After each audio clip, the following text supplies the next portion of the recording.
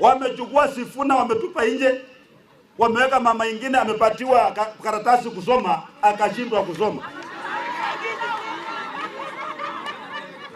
Kwa sababu Sifuna hakukuwa kwa nyumba yake, si ndio? Hata Rigiji alifukuzwa kwa sababu yeye hakukuwa na nyumba. Walichoma nyumba yao wakaingia kwa UDA. Walimfukuza au kumfukuza? Sifuna alifukuzwa hana nyumba. Rigiji alifukuzwa hana nyumba. Wakati Jaramogi alikufa, Wamalwa kijana atakana kuchukua chama cha Ford Kenya. Hawa jamaa wakamtoroka. Akabaki peke yake. Wakaenda wakaunda chama kingine. Si ndio? Sasa Muluya atakuwa ni mtu ya kusapoti watu wakati wa Kenya kusapoti sisi itakuwa siku gani? Sasa wakati tunaambia hawa jamaa kura yetu ni milioni 5 ndio hii. Si ndio? Tunadai kiti kubwa.